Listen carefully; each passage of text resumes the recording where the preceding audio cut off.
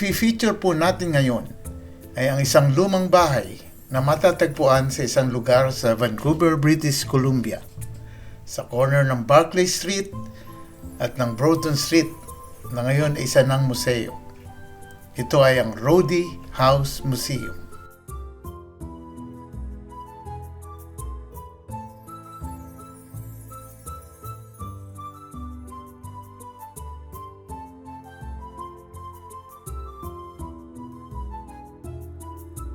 Ito ay naitayo noong 1893 at naging tahanan ni Gustav Roedde na nanggaling sa Grossbodungen, Germany, at ng kanyang asawang si Matilda Kasbaum na isa ring taga-Germany sa island of Helgoland.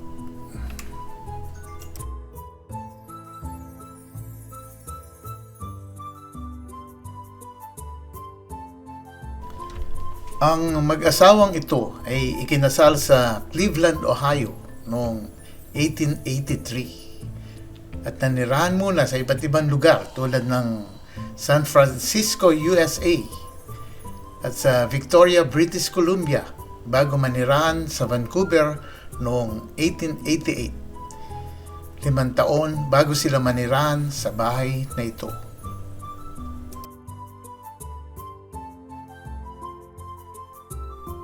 Halina at samahan niyo kaming mamasyal at silipin ang isang matandang bahay dito sa Vancouver, ang Roedde Museum.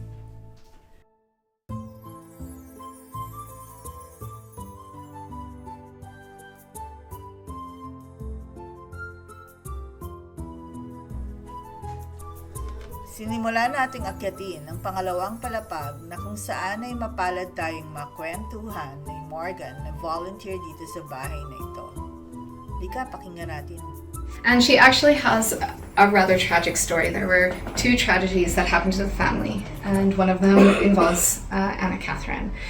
So she was asked by one of her friends who she worked with to trade shifts with her, and Anna Catherine said, "Absolutely. Of course, I'm not doing anything. I'll take your shift, absolutely." So she went into work, yes. So she willingly exchanged shifts and she went into work that night. And one of the patients that she had been helping the previous day attacked her that night. He attacked her and he stabbed her. Wow. And she was fortunately in the hospital, and so she was treated right away. But unfortunately, the wound was too severe and she passed away within 24 hours. Accident. The other tragedy that befell the family was when they first moved here in 1893, because everything was sort of, we didn't have tower blocks and hospitals close by. Everything was much, much more remote and harder to get healthcare on moving here. And the Roeddes actually had a daughter when they moved here who was 5 years old. They had her down in the States, and then when they moved up here, she is 5. And when you are building a house, when you're building a new home here, you are building a business, and also, parenting was just very different back then. There was a lot more free ranging of children. You could just get out of the house, I need to do the baking, just go and play outside. She decided to eat some berries that were growing on a bush. They assumed that, it's just blackberries when she came back in, she smeared sort of with these the black juice of berries, and then she soon started complaining that she had a stomachache. And unfortunately, it turned out that she had likely been poisoned by these berries. And there was a whole inquest that Mrs. Roedde had to sit and sort of account for why this happened at the time, which would have been quite traumatic for her as well. But now we understand that nobody in the family was allowed to this day to be called Anna, because both of the Annas met with tragedy. So this was Mrs. Roedde's sewing area. It has really excellent light for it. This is actually her chair, which is one of the few objects in the house that really reflect how short in stature she was. She was 4'11", which is just a little bit shorter than me. So I really appreciate the small furniture that was custom made for her comfort. Again, she was an avid sewer, as I mentioned, downstairs, so we have another sewing machine up here, but she also is responsible for making other materials. So another piece of technology that reflects Gustav's love, not only of his wife, but to make her life easier, was an automatic knitting machine. This one.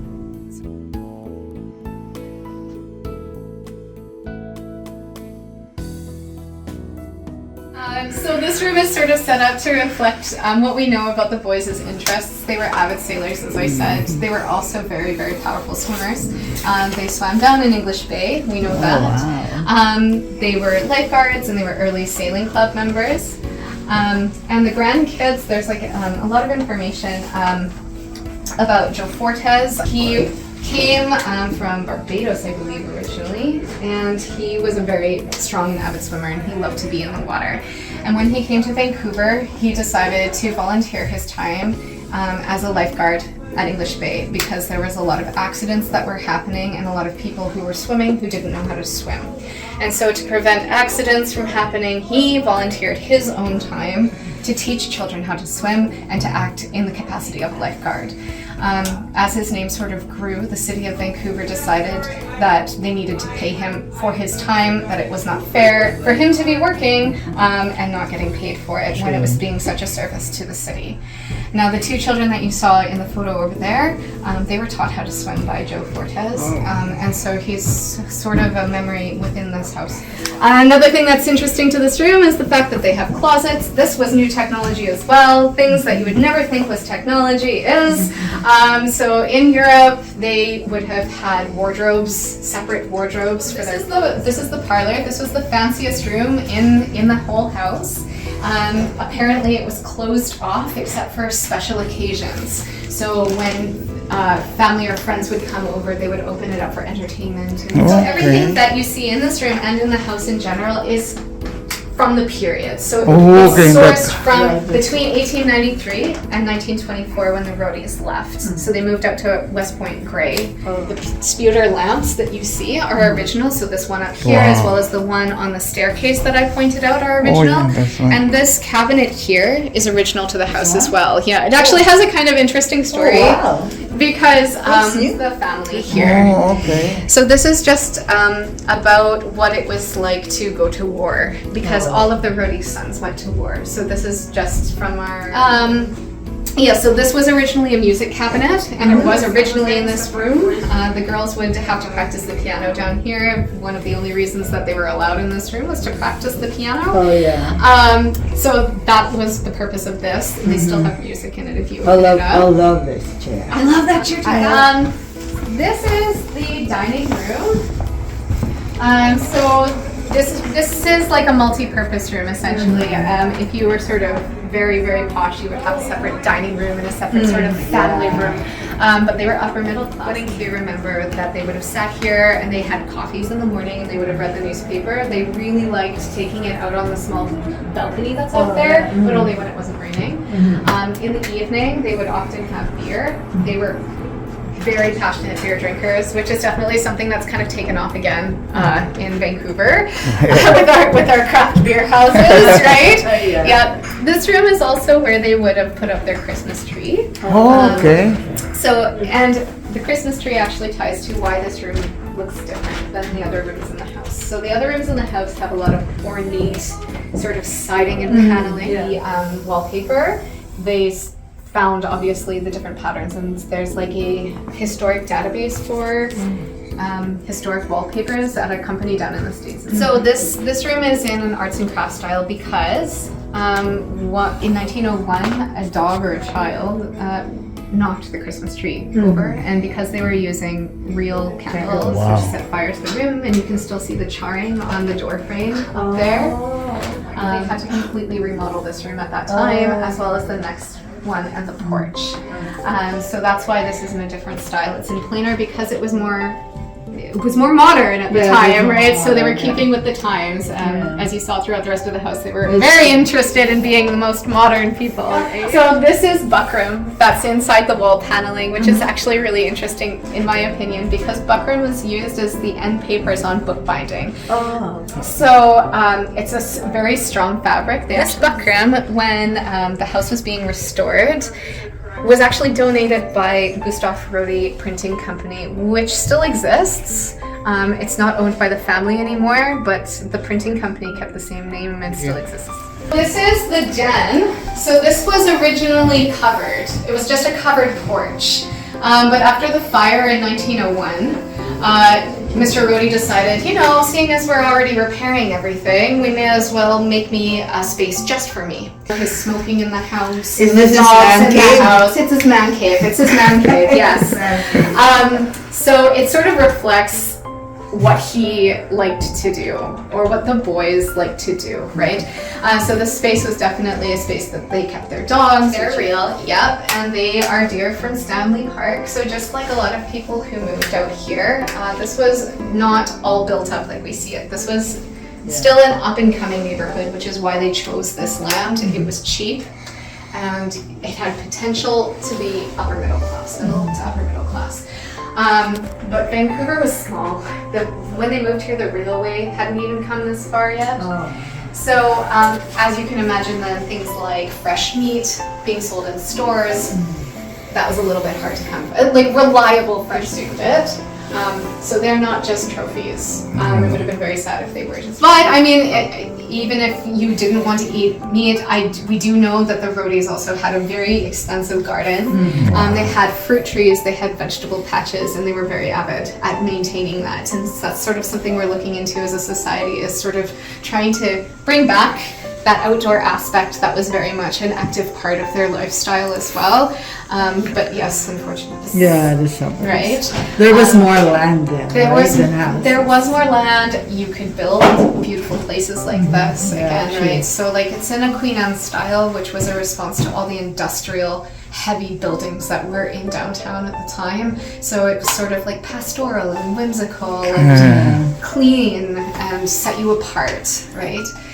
So that would have been another motivating factor, because, as this area grew up, it became posher and posher and posher. And then they kept ahead of the curve again and moved out to West Point Grey in the 30s, when that became like the la-di-da kind of upper middle class. So one of the things that made him very famous here was his marbling technology. So this is something that he learned when he was in Germany. And it was much sought after as end papers, to be able to oil marble your end papers. So this is one of his celebrated talents, and he did win awards for his paper making technique back. Well, you can see that he was celebrated for that as well. So this is the master bedroom. This is like the best room in the house, despite it being on the first floor and being a lot smaller than the girls' room upstairs. The reason that this is the best room in the house is strictly because it was the warmest room in the house, because on the other side of that wall was the stove, which they kept burning at all times, sort of like a old-fashioned aga kind of thing, right, where you have to always keep it going. So before forced heating came into this house, this was the best place to be. Despite that, insulation is bad as well. So they had other ways of keeping warm. This is the bedpan that I mentioned upstairs. So they had the luxury of having the nice bedpan. They would pop that into bed about 30 minutes before they would get in, and it would be nice and toasty warm by the time they got in. Another thing that's really remarkable again is the use of body heat.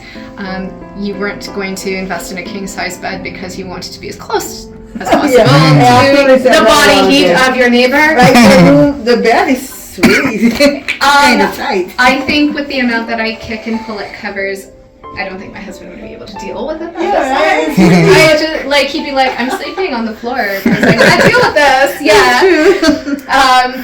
Other than that, there's like a couple of other things that are just of interest in this room generally. You have Mr. Roedde's shaving cups at the back, and you'll notice that they're really quite dainty, and I take a lot of joy in that, just simply because, we think of like what is manly today, right? You've got like Gillette, right? And that would have been the equivalent. That was seen as quite manly, to be having delicate, beautiful flowers on your. And then on this side here, you have what Mrs. Roedde would have had at the time to sort of beautify herself. Particularly of interest is the curling tongs that are at the back. That she would have heated inside the fireplace. So you heat them up over coals. And then I'm not going to try and open them. And then you would have wrapped the hair around them, but you can't control the heat like you can today. And that is something really interesting about the hair. This is like a rat saver. Oh, what? Yeah. hair?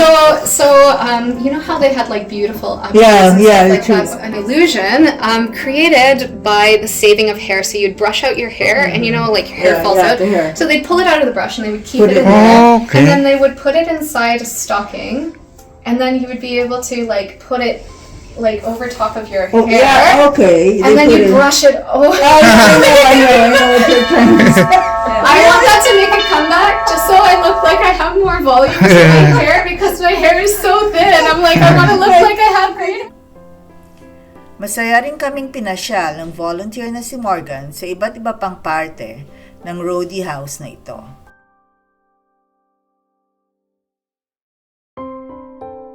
Dito ay makikita ang orihinal na mga fixtures ng bathroom.